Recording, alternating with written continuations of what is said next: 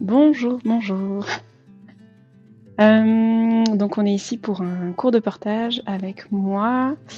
Moi je m'appelle Morgane. Je suis monitrice de portage pour Nature You et aussi maman de 2 enfants, donc d'une grande de 5 ans, grâce à qui j'ai découvert le portage, et d'un petit qui a 18 mois passés. Voilà, donc je pratique le portage à la maison aussi. Merci d'être là. Je vous propose déjà d'ouvrir vos micros si vous avez des questions et à me les poser comme ça. Je peux les aborder et j'essaie de les placer dans le cours de portage si c'est pas déjà placé et voilà, pour être sûr de répondre à toutes vos questions sur cette demi-heure là. Donc je vous écoute.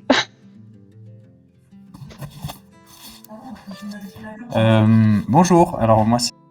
Enfin, et nous on a acheté une écharpe Lenny Lamb Ok.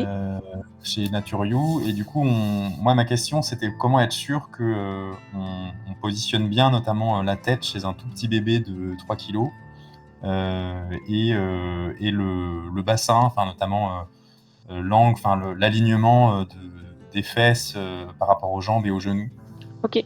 sur la partie basse du portage. Ok. Ok. Bah, cette question-là, on va l'aborder dans la toute première partie. Je vais vous parler justement des ports de B-physio et de la position physio. Donc je vais l'aborder, c'est certain. Merci. Bonjour, moi c'est dans les bras, donc c'est ma petite fille qui est née le 31 août là. Et moi j'ai acheté la Airsling. Ouais. Et en fait j'avais déjà suivi un cours de portage mais avant qu'elle naisse. Et du coup j'ai essayé de la mettre un petit peu en écharpe de portage. Et je pense, je sais pas si je serre trop fort ou pas assez. Enfin, il y a eu un petit, j'ai essayé de la porter un peu à la maison. Et à un moment, je me suis dit, oh là, c'est en train de glisser. Enfin bref, voilà. Donc j'aimerais bien revoir un peu le portage avec le sling ou le air sling. Ok. Ouais, Pas de souci. Je vais vous faire une démonstration avec un sling. Ok, super. Voilà. Est-ce qu'il y a d'autres questions ou pas? Sinon, je commence. Ok, je commence. Alors, un porte-bébé physiologique, c'est un porte-bébé qui va respecter la position physiologique de bébé. Donc là, en gros, c'est la position que prend naturellement bébé quand vous le portez dans vos bras et que vous soutenez ses fesses. Quand on le porte, on soutient ses fesses et ses genoux remontent automatiquement. Il est en position assis accroupi avec ses genoux qui remontent plus haut que ses fesses et un dos arrondi. Donc ça c'est et pour qu'un porte-bébé respecte cette position-là, il faut qu'il soit réglable en largeur et en hauteur. Et c'est possible en écharpe, en sling et avec des porte-bébés qui ont des réglages en largeur et en hauteur. Donc les écharpes, et les slings, c'est simple parce que ça s'ajuste automatiquement à bébé avec grâce au nouage. Et par contre avec les porte-bébés, il faut que ça se réduise suffisamment pour s'ajuster à bébé à la taille et à l'âge de votre enfant. Donc je vais défaire mon écharpe et vous allez voir que en gros c'est en fait la position que en fait il va avoir exactement la position qu'il a quand vous le prenez dans vos bras, quand vous le posez sur vous, sur votre torse, même quand vous êtes assis. Quand vous êtes assis.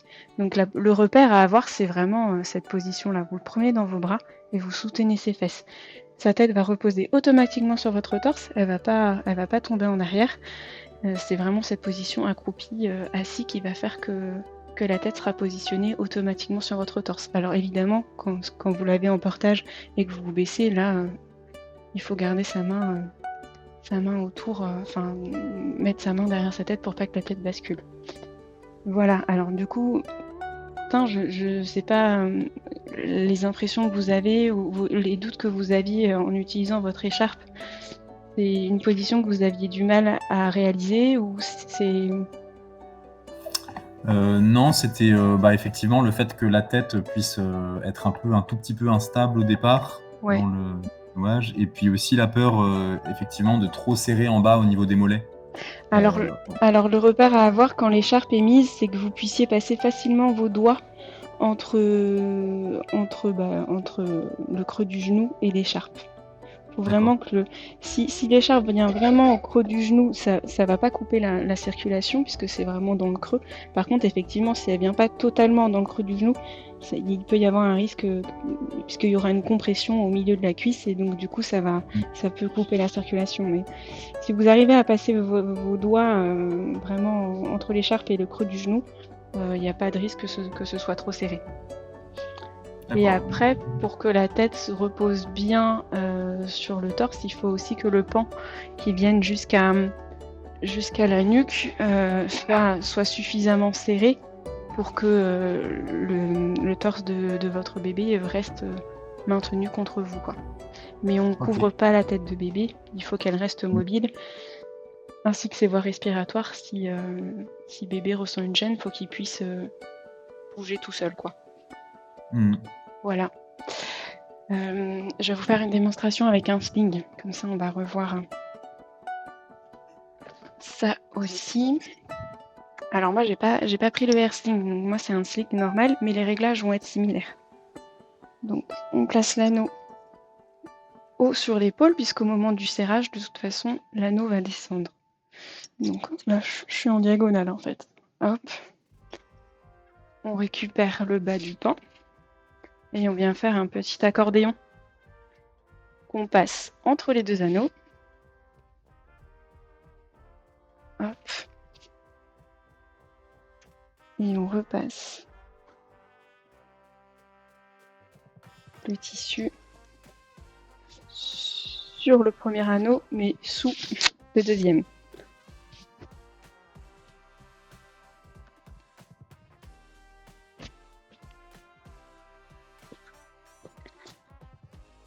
Hop.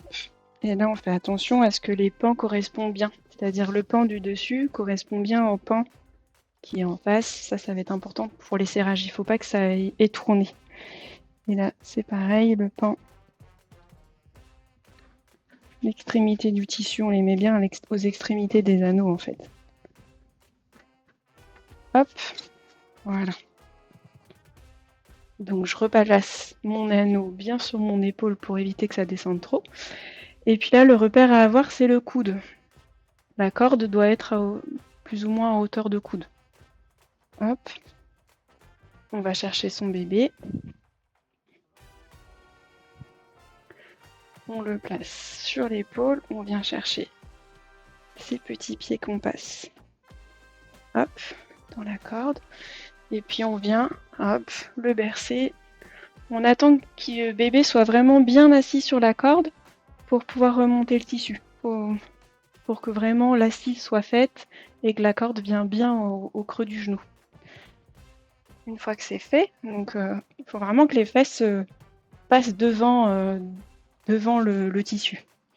Une fois que c'est fait, on va chercher hop, l'extrémité haute du tissu et on va remonter le tissu sur le dos de bébé. En faisant attention à ce qu'il n'y ait pas trop de plis et à pas trop remonter. Il faut vraiment, le repère à avoir, c'est le bas de ses oreilles, le haut de sa nuque, quoi. Faut pas remonter trop haut. Et ensuite, on va faire les serrages. Alors, on place bien le tissu dans le creux du genou. Voilà. Et alors, le serrage, il faut que ça, vous voyez, là, c'est beaucoup trop lâche. Il faut que ça se soit tendu. Donc moi, je vais chercher le surplus du tissu, je le ramène proche de l'anneau pour pouvoir serrer ensuite. Je trouve que c'est plus facile. Et là, on serre pli par pli. Hop. Voilà. Et donc là, j'arrive à passer mes doigts dans le creux de son genou. Donc, on est bien maintenu. Et voilà. Les voies respiratoires de bébé sont toujours dégagées. Son dos est bien arrondi. Et ses genoux sont bien placés également. Voilà, et si de temps en temps le sling, surtout le air sling, c'est vrai que le air sling c'est une matière respirante, ça a tendance à se desserrer, et ben la petite astuce que je propose, c'est de passer le tissu autour de l'anneau. Ça évite les desserrages en cours d'utilisation. C'est vrai que c'est un tissu qui est en fait pour éviter c'est un tissu qui est utilisé pour des milieux humides, donc type piscine, au bord de l'eau, et donc quand il est mouillé, c'est là que ça glisse pas. Mais c'est vrai que c'est pas toujours mouillé, quoi. Ok, oui, parce que moi je l'avais acheté en me disant c'est bien comme ça à la maison, c'est pas trop chaud. Il aura pas trop chaud. Et à la limite, je le mettrais sous un manteau, si je vais dehors, plutôt que d'avoir un au-dessus, quoi. Enfin, vous voyez ce que je veux dire? Oui, tout à fait. Mais est-ce que du coup cette astuce-là, vous le faisiez déjà ou pas? Pas forcément quand je la portais. Je l'avais fait une fois, mais voilà. Mais du coup, j'ai bien revu aussi, c'est pas mal la technique là de effectivement prendre le surplus de tissu sous le bras et de le ramener vers l'anneau pour resserrer. C'est des petites astuces que j'avais pas, quoi. Et vous pouvez également consolider la corde en torsadant et puis en venant replacer sous les genoux et puis vous le coincez de l'autre côté. Ça peut aussi en plus ça fait une petite voilà, un petit soutien supplémentaire au niveau de la corde. Voilà. Donc là normalement vous êtes pareil pour aller vous promener. Super. Voilà. Et puis j'ai aussi une écharpe de portage plus classique, mais au début je m'étais dit que j'allais utiliser plutôt la sling pour les premiers mois. Ouais. Et voilà, mais du coup je continue, je vous suis. Ok. Après c'est complémentaire, hein. L'écharpe peut être aussi utilisée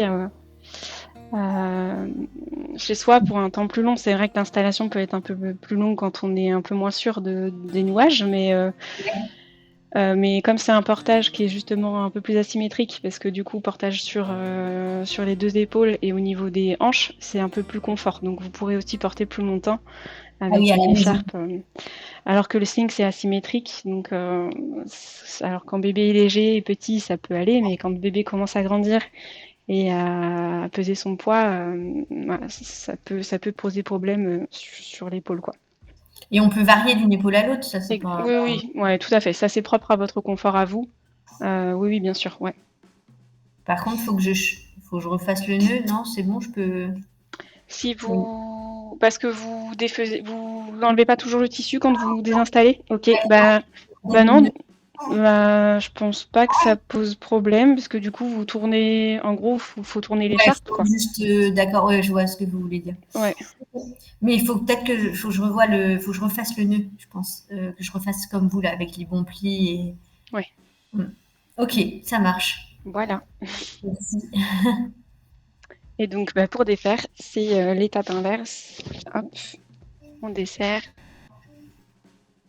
Et alors, plutôt que de vouloir faire passer bébé par-dessus l'écharpe, moi c'est l'inverse. Je manipule l'écharpe, je passe, voilà, comme ça, et après je peux poser bébé. On n'a pas à soulever bébé pour le sortir du sling. Voilà. Hop. Ensuite, j'avais prévu une démonstration avec le Physio Carrière 2 de Love Radius. Et donc, je vais vous montrer du coup un porte-bébé physio. C'est un porte-bébé. Oui, vous aviez une question. Moi, j'ai un porte-bébé qui s'appelle Ergo Baby. Oui, la marque Ergo Baby, oui, tout à fait. Bien ou pas? Après, Ergo Baby a plein de modèles, donc vous connaissez le modèle exact Mais allez voir, je vais aller chercher la boîte. Mais faites la démonstration, je vous dirai à la fin. Donc quand on reçoit un porte-bébé, il est comme ça, hein, il n'est pas du tout réglé. Donc il faut vraiment prendre le temps de l'ajuster. Donc on règle la largeur. Souvent c'est des scratchs, donc comme ici. Des fois il n'y a pas de scratch et c'est juste le tissu qui coulisse. Et des fois c'est des pressions. Donc sur le Physio 2 c'est des scratchs. Donc quand bébé vient de naître, le plus souvent on règle au minimum, sauf si grand gabarit. Donc hop, et on vient aussi régler la hauteur. Donc la hauteur ici se règle à cette sangle qu'on vient tirer et mettre au minimum. Également. Hop. Voilà, donc quand les réglages sont faits, on vient le mettre sur soi. Donc on place la ceinture sous la poitrine. On n'oublie pas de passer la petite boucle sous l'élastique de sécurité. C'est vraiment utile parce que du coup, quand c'est pas clipsé, alors je vais vous faire une petite démo, je vais bien resserrer. Quand c'est pas clipsé, ou quand ça se défait, parce que mal clipsé, la ceinture ne tombe pas. Donc il n'y a pas de risque de chute de bébé. Hop, on vient bien serrer. Voilà. On attrape son bébé. Et on vient le positionner devant le porte-bébé. Hop, pas sur la ceinture, mais vraiment devant. Et ensuite, on vient remonter tout ça. On vient le placer. Alors là, je vais peut-être un peu forcer sur réduction de la hauteur.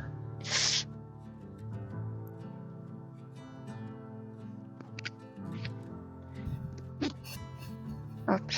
Et alors, le Physio Carrière, mais le Woody Carrière aussi, il a 2 systèmes d'attache des bretelles. Pour un nouveau-né, les attaches, donc de 0 à 4 mois, l'attache se fait sous les fesses pour vraiment permettre au dos de bébé de bien s'arrondir et de pas. En gros, ça évite si on attache au tablier, ça peut créer une petite ligne de tension dans le dos et ça peut empêcher à bébé de bien arrondir son dos. Donc, hop, on vient clipser sous les fesses et ensuite on vient faire les réglages. Alors moi j'ai croisé, mais on peut aussi porter en H, c'est-à-dire les bretelles parallèles et avec une sangle qu'on vient clipser pour éviter que les bretelles ne glissent. Voilà, et donc là on vient repositionner bébé s'il n'est pas bien centré. Alors je vais vous enlever le tablier. Enfin, je vais ouvrir le tablier pour que vous puissiez voir la position de bébé.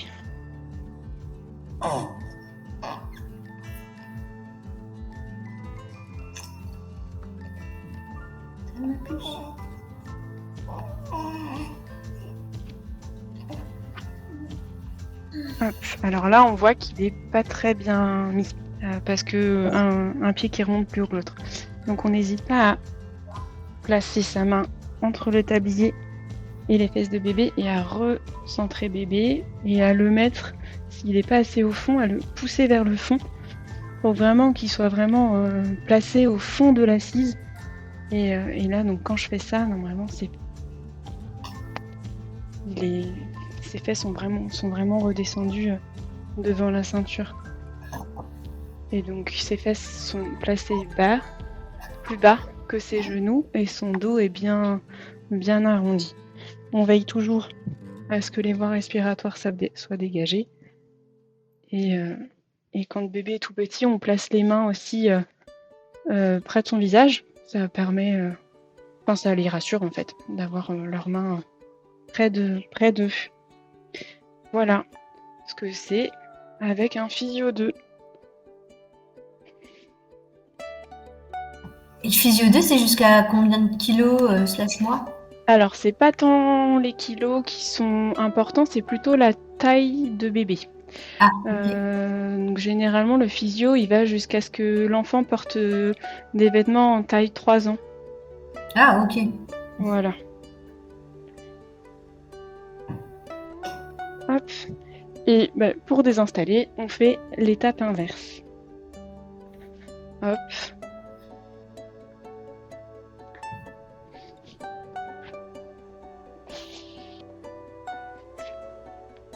Voilà. Et on pose bébé. Et pour une balade un peu plus longue, c'est mieux du coup d'avoir un porte-bébé ou l'écharpe? Ça, c'est vraiment propre à chaque porteur, à chaque confort. Il y a des parents qui ne jurent que par l'écharpe parce que c'est vraiment ajustable à bébé, mais aussi au porteur.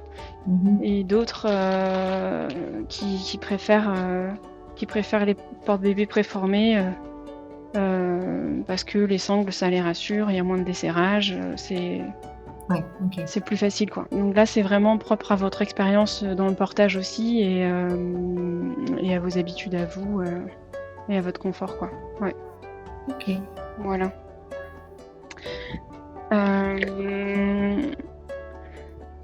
Est-ce qu'il y a d'autres questions? Je voulais vous parler des erreurs à éviter en portage physiologique. J'en ai un petit peu parlé du coup dans mes démonstrations. Mais placer la ceinture trop bas, souvent on place la ceinture sur la taille, sur les hanches, plutôt que sur la taille. Et en fait, le fait de pouvoir de positionner la ceinture du porte-bébé sur la taille, donc sous la poitrine, ça permet à l'enfant de bien s'arrondir et alors que si on mettait la ceinture du porte-bébé sur les hanches, et ben le tablier est trop tendu en fait, et du coup ça évite à l'enfant d'arrondir son dos. Donc ça c'est une première erreur à éviter. La deuxième, je dirais, on ne couvre pas la tête de bébé. Ça c'est une erreur qu'on fait souvent avec une écharpe extensible. On a tendance à vouloir remonter sa tête et à vouloir la caler. Mais en fait, en position physiologique, il n'y a pas besoin de caler la tête de bébé, puisque en position accroupie, la tête, elle tombe automatiquement en avant sur le porteur. On peut couvrir la tête de bébé, par exemple en été, mais avec un chapeau, en hiver avec un bonnet, ou avec la capuche si bébé s'est endormi et que vous souhaitez tout simplement le protéger des regards ou... Enfin voilà, ça c'est ok, mais en gros, le fait de ne pas couvrir sa tête, c'est pour lui laisser libre de tout mouvement, c'est ce que je disais en cas de gêne, pour qu'il puisse se dégager tout seul, quoi. Une autre erreur, je dirais, ne pas prendre le temps d'ajuster son porte-bébé à bébé. Souvent, quand on reçoit son porte-bébé, on est très très pressé de vouloir l'utiliser, on le met sur soi, on installe bébé et bébé, soit bébé n'est pas content donc il pleure, donc très souvent on imagine que bébé n'aime pas le portage, alors que non, c'est tout simplement que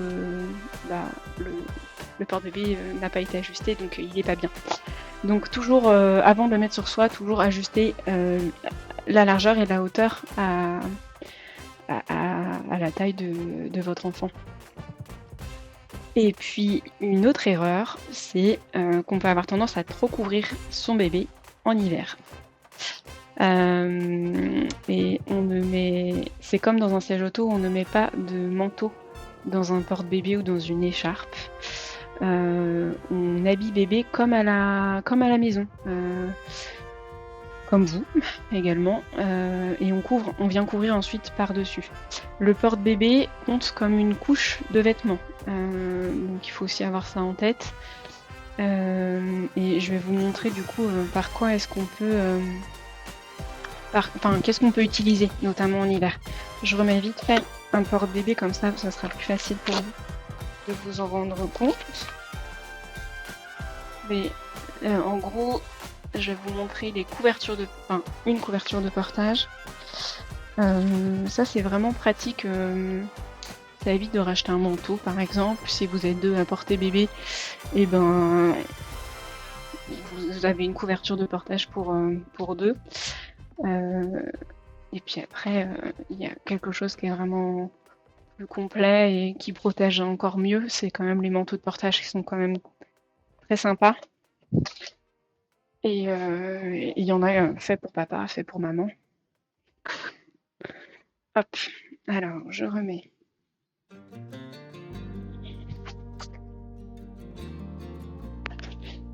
En fait, j'aurais pas dû l'enlever tout à l'heure. J'ai été un petit peu trop vite.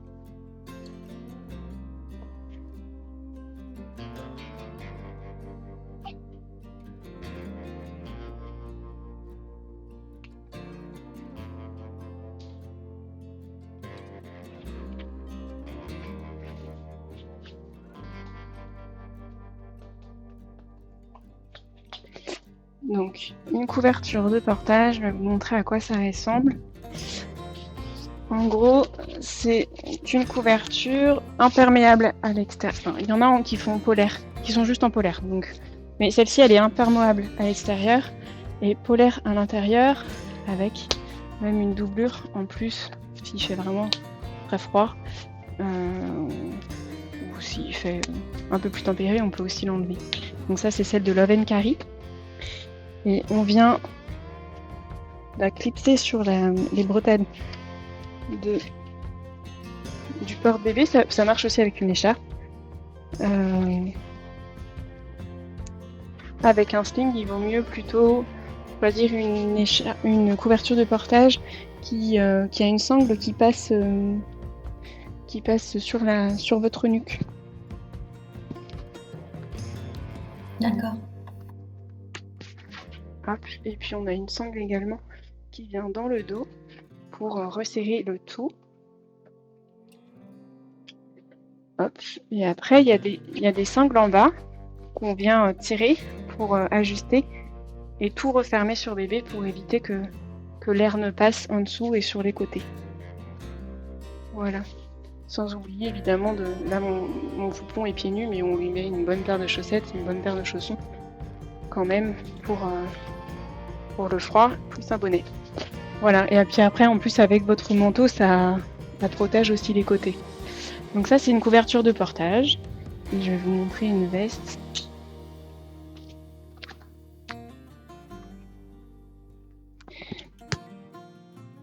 Hop. La couverture de portage comme ça, elle se met sur une veste qui n'est pas forcément adaptée. Enfin, c'est notre manteau. Oui, tout à fait. Votre manteau habituel, en fait, elle vient se clipser sur votre porte-bébé, votre moyen de portage à vous. Okay. Et c'est aussi une couverture, qui peut être aussi utilisée si vous utilisez une poussette ou un siège auto. Elle peut aussi être mise comme une chancelière. Elle peut se clipser aussi sur. D'accord. Il y a aussi moyen de l'attacher à une poussette ou un porte-bébé. Hop, et donc là c'est la veste Enigma de la marque Fun to Be Mum. Donc il y a un insert que j'ai pris le temps d'ajouter avant, qui a été ajouté pour pouvoir laisser la place à bébé. Donc là c'est le modèle femme, mais Fun to Be Mum fait aussi des modèles pour hommes, pour les papas. Voilà, avec la petite capuche intégrée pour couvrir bébé. Donc ça c'est vraiment pratique et c'est ce qui sera le plus efficace contre le froid. Voilà. On peut protéger son cou avec une petite pression. Là. Voilà. C'est tout ce que j'avais envie de vous montrer aujourd'hui. Je sais pas s'il y a des questions avant que l'on se quitte. Et ça, pardon. Allez-y. Non, pardon. Allez-y. Non, juste ça, après, on peut l'utiliser une fois que le bébé est plus grand. On peut continuer d'utiliser la veste en enlevant juste l'espèce d'insert au milieu. Ah oui, tout à fait. Donc là, c'est l'insert de portage. Mais Fun to Be Mum a aussi un insert de grossesse. Donc pour les femmes enceintes, c'est top. Et ça peut aussi être utilisé sans insert en tant que manteau normal. Oui, tout à fait. Ok. Merci.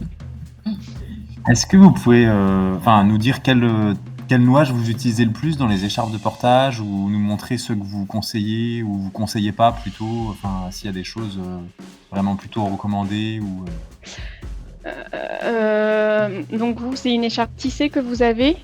Oui, en fait, dans la notice Lenny Lamb, il y a l'enveloppé croisé et le kangourou. Ouais. L'enveloppé croisé, il est quand même plus simple à mettre en place au début. Oui.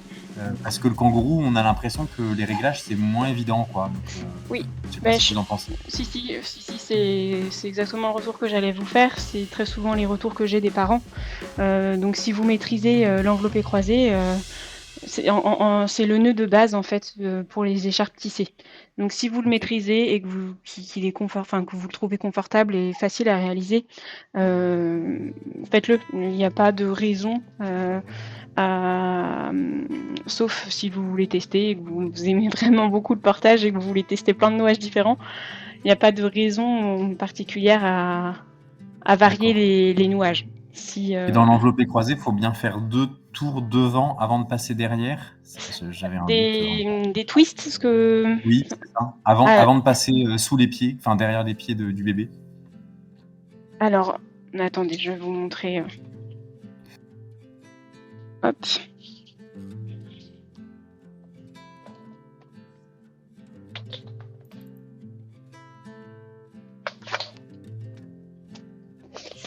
Donc, on vient toujours repérer le milieu d'écharpe grâce à, très souvent, les marques mettent une petite étiquette. On vient, donc, mais ça, vous savez, je pense, on vient passer un pan.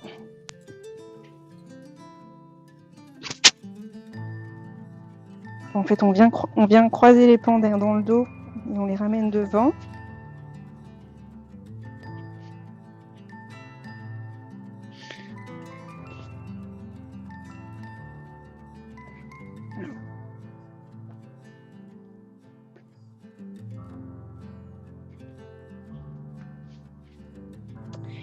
La corde, donc moi je la place toujours sous la poitrine. On attrape son bébé. On vient le passer ses jambes. Et on vient l'asseoir.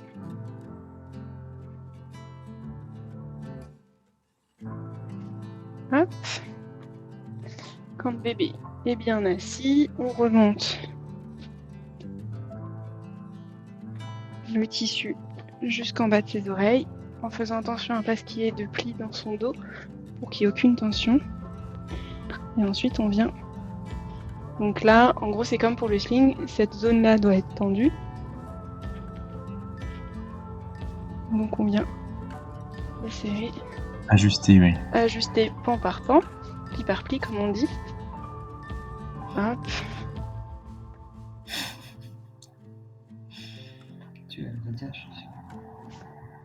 Et là, donc c'est là que vous parliez de twists. Là, alors, vous faites deux twists ou 3. En fait, on peut en faire autant. Moi, c'est vrai que j'aime pas passer sous les jambes de bébé. J'aime pas qu'il y ait la corde qui passe entre mon ventre et les pieds de bébé. Donc en fait, je fais autant de twists pour que ça passe en dessous. Et en fait, je viens nouer. C'est ça où je trouvais qu'en passant dessous, on avait l'impression de décomprimer un peu les mollets, quoi. En passant dessus ? Oui, en passant, si on fait qu'un seul twist, du coup on est obligé de passer par-dessus, en dessous, et c'est pas très... Vous pouvez en faire autant que vous voulez en fait. Et c'est vrai que moi j'aime bien nouer, je trouve que j'aime bien nouer autour du bassin aussi, je trouve que c'est confortable. Plutôt qu'avoir un nœud dans son ventre, dans le ventre, ça peut être inconfortable, je trouve. Voilà. Et une autre question, c'est par rapport aux pans. Là, il n'y a pas d'importance entre les laisser un petit peu comme vous avez fait sur vos épaules, ou alors est-ce que aussi par rapport au devant, par rapport au pan du milieu, par rapport au bébé, est-ce qu'il est possible de ramener les pans latéraux sur le milieu? Alors attendez, je me libère les mains. Je vais vous montrer ce que moi là, le serrage en gros. Là, ce qui me reste à faire, c'est positionner bien le twist sous les fesses de bébé. Donc je pousse ses fesses vers l'extérieur pour qu'il soit vraiment bien assis dessus. Et après, effectivement, je libère. En fait, ça, c'est peu importe, mais effectivement, moi, je fais en sorte que le tissu passe à côté de bébé. Et après, pour les épaules, là, c'est vraiment propre à votre confort à vous. Soit vous pouvez, déployer comme ça a tendance à desserrer un peu le nouage. Donc, moi, j'ai tendance à plutôt tout ramener, effectivement, sur mes épaules. Mais ça, c'est propre à votre confort à vous. Faut faire des tests, en fait. Ok. Ouais. Il n'y a Il pas n'a pas de... d'intérêt de ramener les pans au niveau du dos du bébé, quoi. Faut vraiment les laisser sur le côté. Ouais, en fait, c'est ce que vous avez pu voir, c'est le nouage pour les écharpes extensibles. Pour les écharpes extensibles, il faut 3 couches de tissu sur le dos de bébé pour un nouage en toute Ah, sécurité. d'accord. Ah ouais, Alors ok. que Non, là, on est sur une écharpe tissée, une couche de tissu suffit pour Ok. un nouage en toute sécurité. Donc effectivement, pour une écharpe tissée, il n'y a pas besoin de rajouter du tissu supplémentaire. Ok. Voilà, Bah, merci. je vous en prie. Bon, et ben si j'ai répondu à toutes vos questions, je pense qu'on peut s'arrêter là. Ouais. Oui. Moi, j'avais juste, du coup, j'ai récupéré la boîte de Ergo Baby, là. Ouais, Et c'est la Embrace. Embrace, ouais, ok. Embrace, ouais. C'est physiologique ou pas, celui-ci? Oui, si, Ouais. si, oui, il faut prendre le temps de l'ajuster, mais oui, il est physio. Ouais, il n'y a pas de souci. Ok. Après, si vous avez des doutes dans vos installations, moi je réponds aux mails et au téléphone. Donc n'hésitez pas à envoyer des photos de vos D'accord. installations et je peux vous dire si c'est ok, si c'est pas ok, et vous donner des petits conseils d'ajustement pour améliorer votre confort et celui de votre bébé. Super, ouais, je l'avais acheté à une copine avant de savoir un peu tout sur le portage, enfin de me renseigner plus que ça. Et après, j'ai appris qu'après, il y en avait des physios, d'autres pas physios, et je me suis dit, mince, bah, du coup, je sais pas ce que j'ai acheté, mais bon. Mais si, il fait partie de la liste des physios, ouais. Ok, super. Bah, merci beaucoup. Je vous en prie. Je vous souhaite une bonne journée. Merci. Merci, bonne journée. Merci à vous de votre présence. Bonne journée. Au revoir. Au revoir.